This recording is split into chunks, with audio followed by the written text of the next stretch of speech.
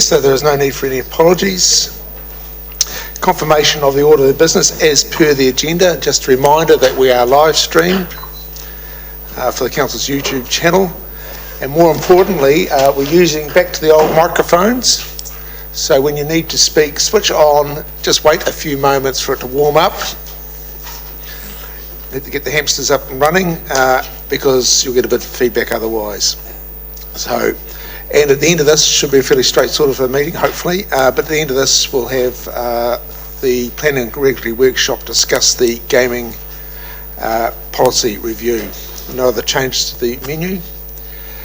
And a big welcome to Cassie and Alex, our youth councillors. Welcome. Get it away. There's no public forum that have been advised. Next item is confirmation of the minutes. Minutes are circulated. I think it was there. Anyone there that moved that they're a true and correct record? Someone to second? Councillor Fulton. Any other discussion? Those in favour will say aye. Against? Carried. Thank you. Next item on the agenda is, let's have a look. I think it's the Chairperson's report. I've got nothing to report at this stage, at this meeting. Madam Mayor, do you have anything you wish to add? Probably just briefly to say, look, it's continued to be very busy with the new government and meeting with ministers around freshwater, also the Three Waters review by Department of Internal Affairs, and I think, Mr Chair, you and I have discussed doing a briefing of all of Council just around those issues, and we're just getting material ready for that to make sure that all of Council understands what issues are in play and what the government's looking at, and how we may respond as a council over coming months. Thank you. Yeah, thank you. Both matters and large matters which are currently before government will get us there probably, I think, October. Right, next item is the warrant of fitness for rental housing. Invite Mr Brown to come to the table. Morning, Mr Brown. Good morning. Take it, the report has been read. Are there any matters you wish to highlight or add, or any corrections? Through the chair, this report has had previous iterations. It was first discussed back in 2016 and arose out of a public forum from Voice Nelson, where there was some discussion around a potential rental building warrant of fitness. In the intervening years, there's been discussion with other councils who were part of the Otago pilot group, that's namely Dunedin and Wellington. Wellington have taken on and actually implemented a scheme through their policy team, and we've looked at the results of that over the last 9 months, and obviously from the report you can see there's been very little take up of the actual system itself. However, an app that is a freely available app, which I do have on my phone, has been taken up with some interest. About 1,200 people have downloaded it. However, it's deemed to be believed that is people who are in rental properties going through their property, checking things so they can raise it with their landlords to see if they can get some better outcomes. But apart from that, obviously the report is as read. Right, any questions of Mr Brown, the officer? Councillor Ackland.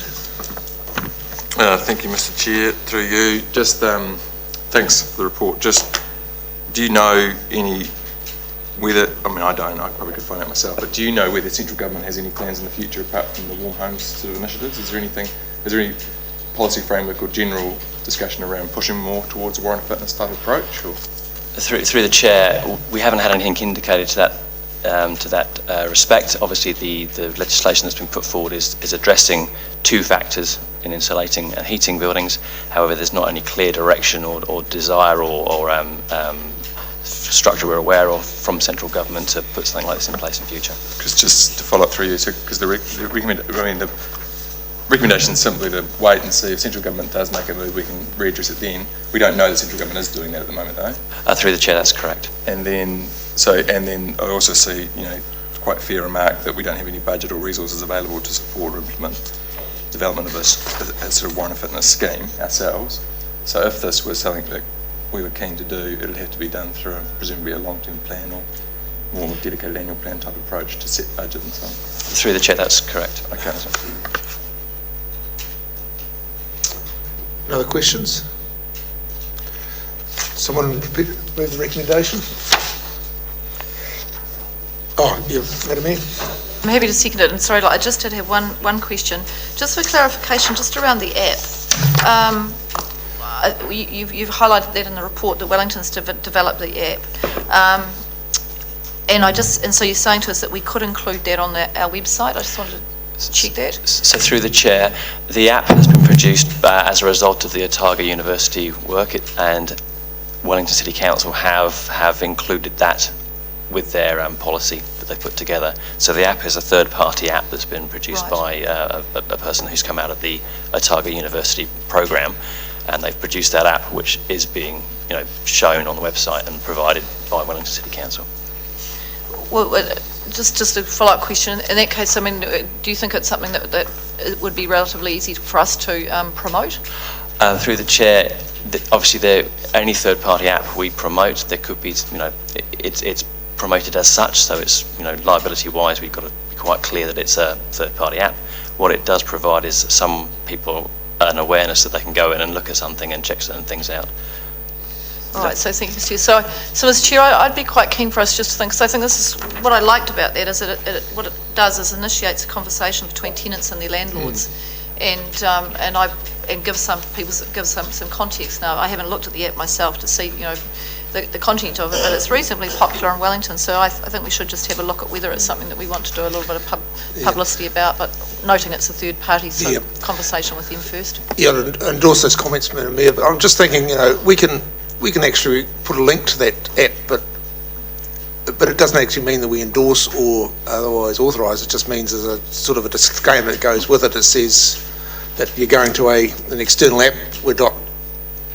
It happens all the time. You go to the Air New Zealand website and you link off to the ESTA and any number of links you can go to, but it's not way that you're actually part of it. It's just a disclaimer. So, be interested if we could have a look at that as an option. Yep. Okay. Right, it's been moved and seconded. Moved, Councillor Barker, seconded the Mayor. Any other discussion? There being none, I'll move. Those in favour will say aye. Aye. Against? Carried. Thank you very much. Thanks, Mr. Brown. Draft Waimea Inlet Action Plan. Ms. Marshall, take it the report's been read and circulated. Committee members have had the opportunity to have a read. Any additions, alterations, corrections, anything you wish to highlight? Yes, through the Chair.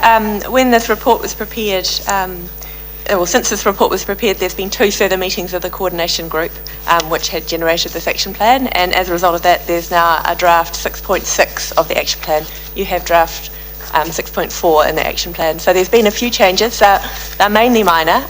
In the second to last, one of those meetings, we had representatives from 2 iwi, Te Atiawa and Ngāti Tama, and they were quite keen, and it was agreed in the coordination group to shift the focus of the order of the objectives, so that the environmental objectives come first and the objectives to do with people come later.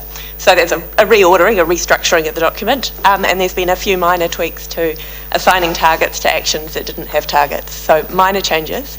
However, what we're recommending is a full report which identifies the resources and the timeframes that are required for Council to achieve those actions and targets, and which ones we would recommend that Council sign up to as a lead or support for actions and targets. So that will be incorporated into following the draft of 6.6. Thank you very much. Yeah, sort of agree that the environmental should be probably the primacy.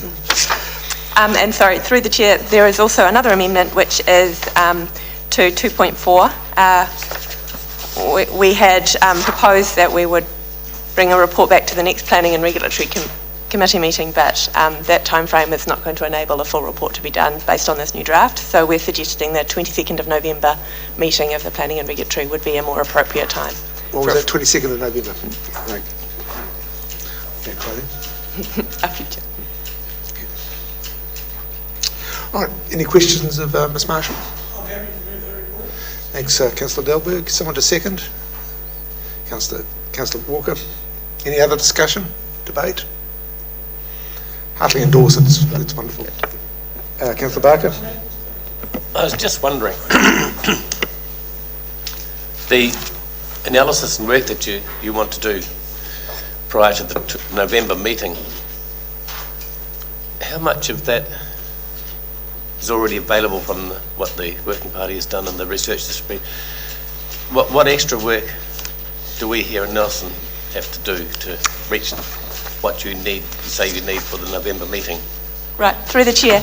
So within the document, the actions and targets, there are many of those which are already underway by council, by Nelson City Council, and some of those which are not.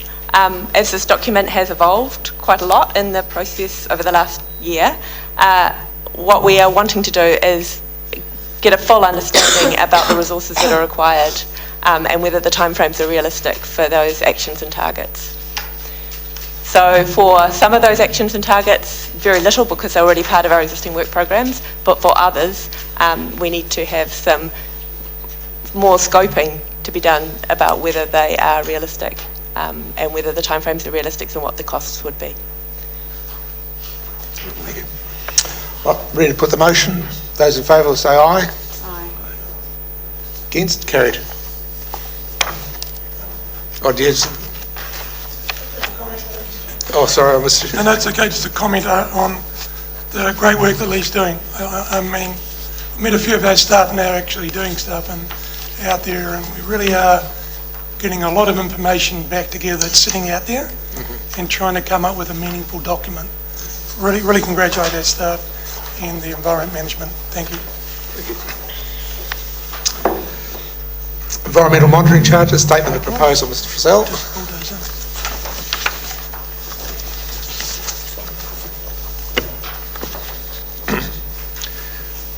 Have your report. Anything you wish to add or highlight? Thank you, Mr Chair.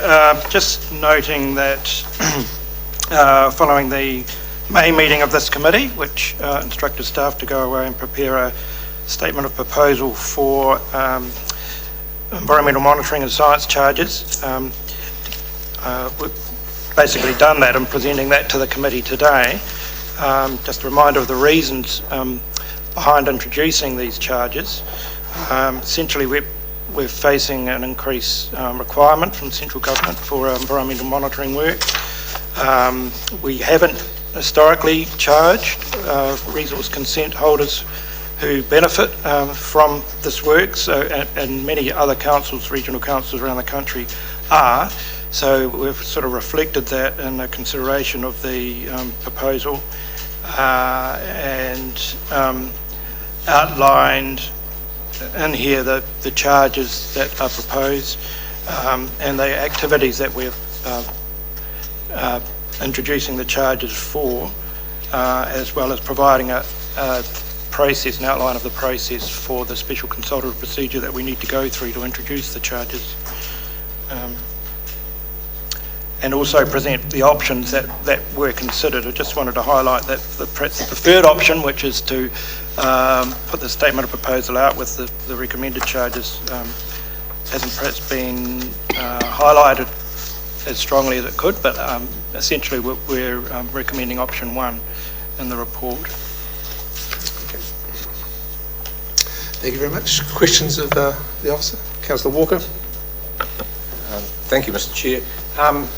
Page 51, where you've got the actual proposed charges and the activities, it would be helpful to me to know the sort of people that do get charged, like air discharge large appliances. What sort of activity is that? Is that a sawmill that's got a kiln that opens up, or what sort of activity are affected by these? Through the chair, there the large appliances referred to there. There would be probably 3 of those, and they are they're all in the Tunanui industrial area. essentially we're talking about very large-scale industrial boilers. Okay, yeah. And the medium size referred to there would cover a lot of the school boilers that are perhaps not as large as the industrial ones out of the sawmills. And the discharges to land or water, what sort of activity are you looking at there? I'm just trying to get an idea in my mind as to the sort of businesses that they may be and whether the rate of charging that's proposed is appropriate, that's all. So you've got water discharges to land, and then I can understand gravel, forestry activities, works in rivers, that sort of thing. But I'm just curious, what sort of activity is a discharge to land for those sorts of, up to 20 cube and over up to 100 cube? What sort of things are we looking at there? They all vary in size, as I say, but if we're talking about discharges to land, there will be various activities that discharge from sort of liquid contaminants onto land as opposed to directly into water. There's the ones into water would be like stormwater discharges, for example, or anything discharging directly into any water course or stream. Okay, others could be the likes of dairy washdowns or things of that nature, although there shouldn't be that many of those in our area. Through the chair, yes. Also just wanted to emphasise that we will be going out to identify consent holders, especially notifying them of the proposed charges, so they'll be able to, through the special consultative procedure, be able to submit on the likely impact of the charges on them. Thank you. Councillor Delberg. Thank you, Mr Chair. Through you. I note on our 5.6, page 50, we're taking there's an estimated 330 consent holders. When I'm gathering some people hold consents and don't actually actively use them, or maybe they do. What is your thought on how many of those 330 are actual active users? The reason I ask that question is that if we start charging people, we might find out who actually values that consent enough to pay for it. Again, through the chair, I haven't actually done the analysis as far as the active ones. So what we'll do is look at the expiry date on the consent and use that as a basis for, if it's only for ongoing activities, not one-off activities that we're proposing these charges for. And as I mentioned before, we'll be sending notice out about our intention to provide these charges, and through the consultation process, they'll have the ability to submit on whether they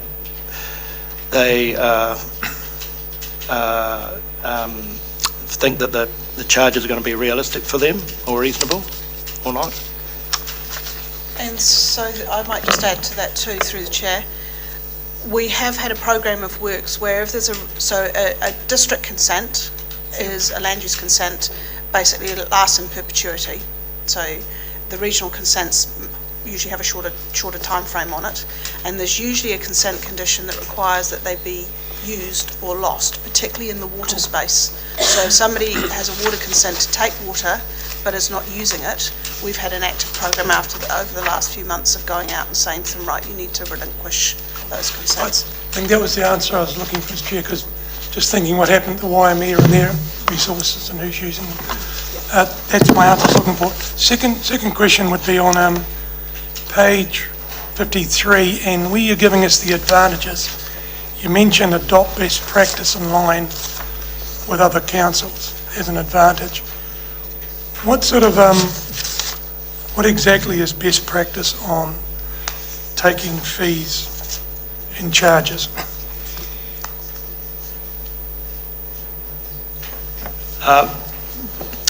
Essentially, a key part of through the chair is following the procedure through the special consultative procedure that's required, which looks at various funding principles and determines what is a reasonable level of charge for each council.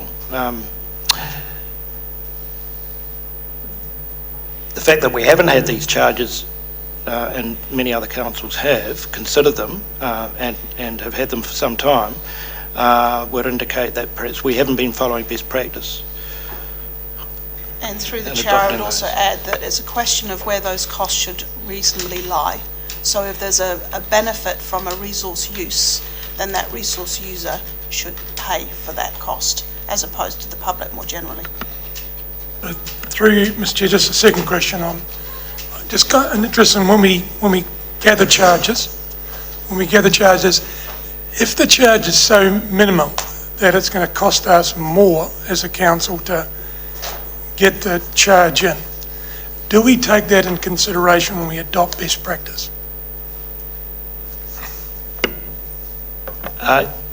Yes, we do. It's one of the funding principles, if you like, is just looking at the administrative costs. The fact that we've had quite a few consents that we'll be processing at the same time, with the charges at the same time, reduces that overall administrative cost. And it's also something that we look at when we're setting the fees as well. I think the minimum that we're suggesting is $60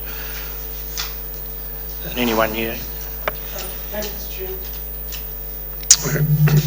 Councillor Barker?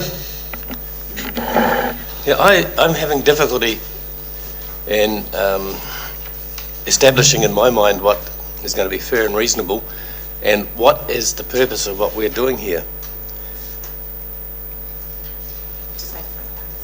The range in different charges that are proposed for water takes. Ms. Barton said that this is a means of charging for greater use of resources. So it seems to me that this has got two purposes. One is to recover costs. But in terms of recovering costs, I would assume that the costs of assuming that underwater take, the groundwater take, would be probably less than the costs of monitoring the household in Teal Valley and seeing how much water they take from the what's the surface. question? What's the The question? question is this fair and reasonable? Is it desiring to just recover costs, or is it actually being used as a tool? And I suspect it's being used as a Is tool. that a question for the officer? Yep. What's the purpose? This other purpose that I see there as an economic tool to charge for the use of resources, as you've said, is that really what's behind this? What is the real purpose? So through you, Mr Chair, it is to look at more fairly attributing the costs that council are having to bear across the monitoring framework. And what I had said was not greater resource use, but where somebody is using a resource, there is a cost associated with that, and that should be attributed to that resource user. It's a little bit along the lines of somebody applying for a resource consent. They have the benefit of being lawfully established. They meet the costs of actually going through that resource consent process, both from their application process and preparing it, but also the council costs. So this is saying to the community that instead of the ratepayer meeting all of those costs, some of those costs are more fairly attributed to the user. Okay, and then looking at the example that I gave, the taker in Teal Valley with a charge of $60, and the taker for a brewery which takes groundwater to a large amount, what's the difference in actual costs of monitoring that? Does it in any way correlate to the huge cost for the big water taker? So through you, Mr Chair, $1,000 a year. you'll note that these costs are not, in the round, they're not significant. Those water takes, surface water ones of 100 litres a second, or groundwater at the rates that's set out of $1,000, is the highest charge. And those ones are actually the critical ones. So we've targeted the rates based on the ones that actually take the most around the monitoring. So those groundwater takes and monitoring groundwater takes is significant. You've got to look at saltwater intrusion and the risk to other groundwater takes, so we need to track that and monitor it through.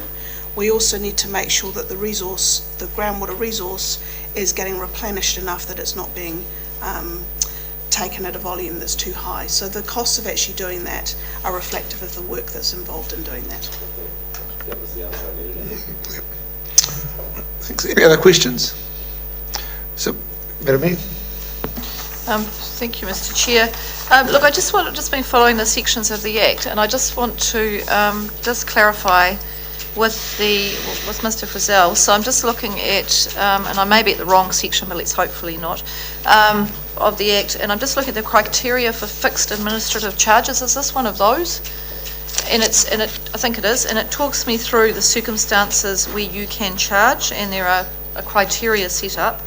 And you've told, and I'm at 36 AAA, that's obviously a lot of amendments to it, this part, section 36 AAA 3, and I think it's C, and this gives you the two circumstances, and I know, Richard, you'll have looked at this, I know, so I just want to be sure, because I see you've set out the general principles at 512 of the report under the Local Government Act. And I saw an initial draft of this report, and I think I had some questions about this. You've probably amended it since I last saw it. But the section in the Act says, in a case where the charge is in respect of the local authority's monitoring functions under section 35(2)A, which I think is what we're talking about today, then you can charge to the extent that the monitoring relates to the likely effects on the environment of those persons or activities, or to the extent that the likely benefit to those persons of monitoring exceeds the likely benefit of the monitoring to the community of the local authority as a whole. So are we seeing the second case here that the benefit is the persons for whom to whom we're charging are receiving a greater benefit than the benefit to the community as a whole? Just want to understand that, just so I'm clear on the rationale.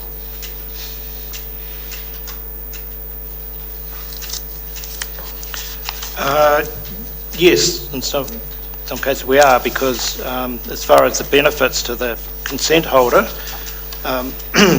they receive information that relates to ongoing, if they need to reapply for their consent, or helps them understand and monitor their conditions of their consent, and in their reporting on their activities. So they benefit from the information that is provided from our monitoring. Okay, thank you. So this follow-up question, Mr. Chair, and excuse me even to do this, I should have checked this before the meeting, but do we need to talk in our statement of proposal around that context, that legislative context, or is that getting to a level of detail that's not needed for a statement of proposal? Ms. Barton, you might want... Yep. Through you, Mr. Chair, we have to have made sure that we've traversed the legislative requirements in the statement of proposal. We don't necessarily need to get down to the level of detail of particular sections. We have had it checked, legally reviewed, and that we're confident that what's in there is robust for the purposes of a statement of proposal, but we can ask for a double check of those particular provisions. Thank you. I think that might be useful, just so that we've set that so that we're clear about the rationale according to the Act as to why we're taking this step. So if somebody's saying, look, I don't think this is fair and reasonable because they're having a discussion in the context of the legislation that sets the framework for charging. So maybe that, just in terms of, it's a recommendation up to council, so maybe in the interim before this gets up to council, somebody could just have a little look at that. Yeah. Thank you.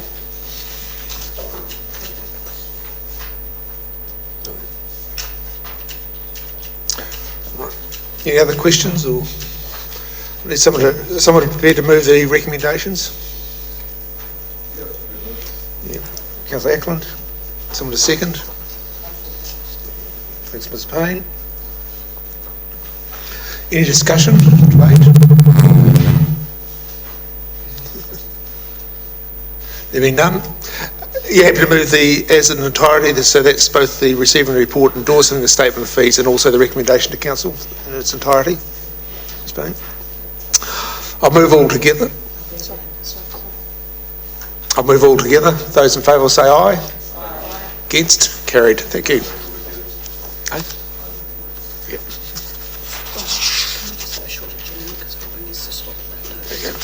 Just take a short break. We need to swap over the computer.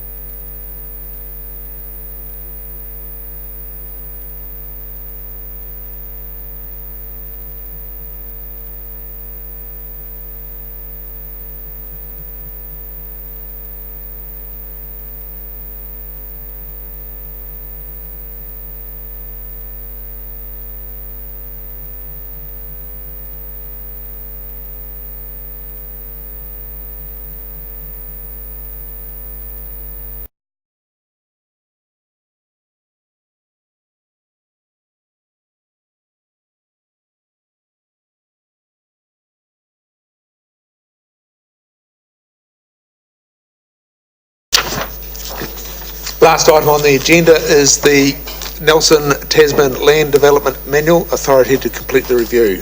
Right, Ms Gibellini, is it to the table? Good morning. Have your report and the recommendations taken as read. So are there any questions of the officer?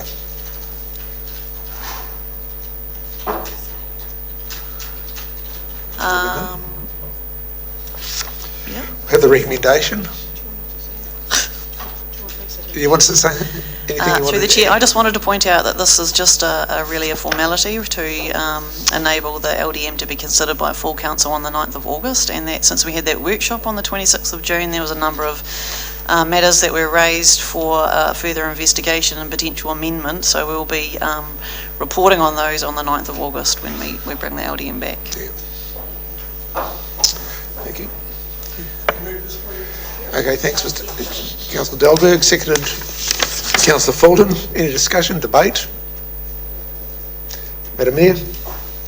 Mr Chair, just probably following on from my feedback on the draft LDM and realising that this is procedural today, but I would just, really stress the importance of this document, and it sets up the urban design outcomes for land use, and I really, probably from my perspective, it's not quite there for me at the moment. I've communicated my concerns around that in the sense that it's something that you want to be able, you want a community to look back in 10 or 15 years' time and say, gosh, the councillor that day really had thought about good environmental and urban design outcomes, and we can see that in the way that our land use has been developed. And that means, I think, being quite aspirational in terms of both environmental outcomes in the full sense, whether that is around addressing stormwater, around our streetscapes,